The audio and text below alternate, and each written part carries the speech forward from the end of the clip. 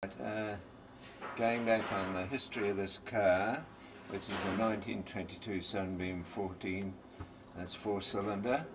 It was built in 1922, as far as we can find, about May in 1922. And in 1927, a gentleman from Warwickshire in New Zealand was over in England, and it's according to his son, and some history I gained from him, his father won this car in a game of cards, according to him, and he shipped it back to New Zealand in 1927. And then it had a history of the son growing up in his teens, and he used to take his girlfriend out in this car driving in his teens, and they called her blurter in those days because it was always backfiring.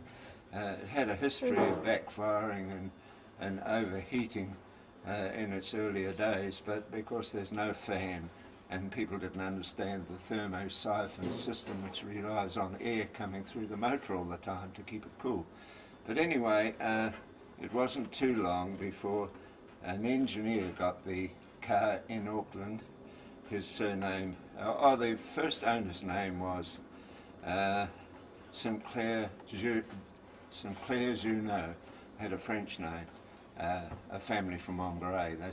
There are still members of them living up there, I think. Anyway, they sold it to an engineer who wanted it for his sister, and his name was Wright.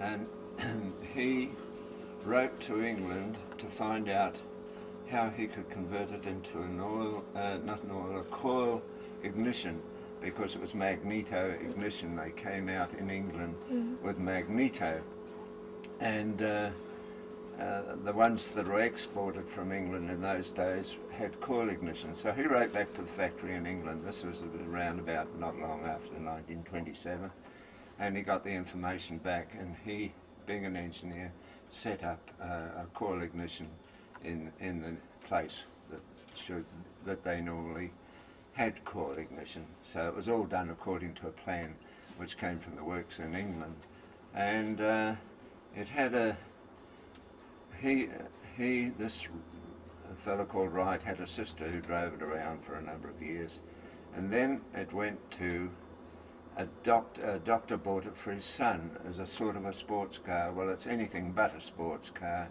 and he thought he'd be able to drive it around town flat out, you know, and do all those silly things like wheelies and donuts or whatever. He couldn't do any of those things, and eventually he blew the motor out, this young fella, because it was the sort of car you've got to look after.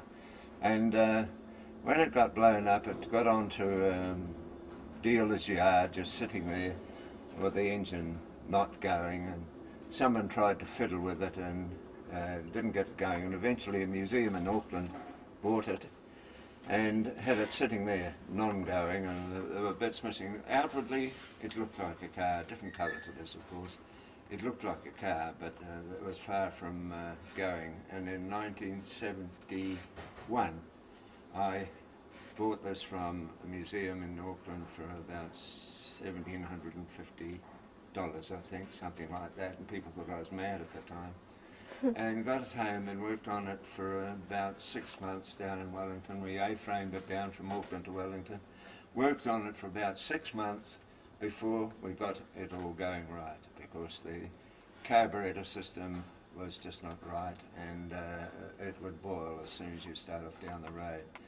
After a lot of work on that, gradually got it going, and thereafter I started rallying, and rallied extensively through the year, and also on all-night rallies from Manawatu. I went on a number of them. These would appear on the screen there from all-night rallies. Someone pinched one of them.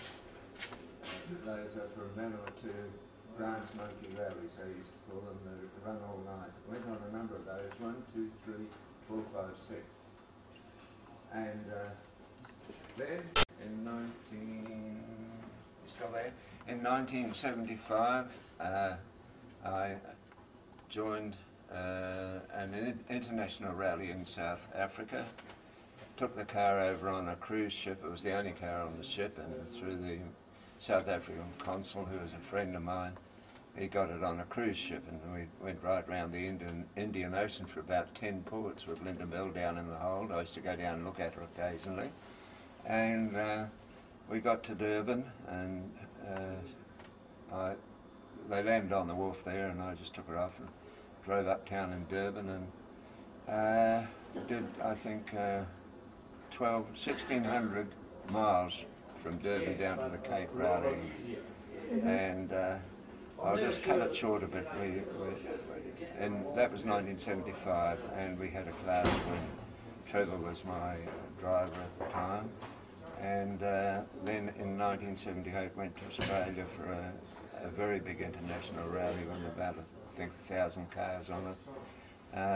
And that was from Sydney up to Brisbane and a bit of inland stuff. And we had a class win there again. I had another friend navigating for me on that one. So she's had quite a history. I won't go into any more, that's just enough for the moment. She's had quite a history, and that's what counts with it. They've been most reliable. Of course, it's only been reliable because I looked after and did the work on it, really.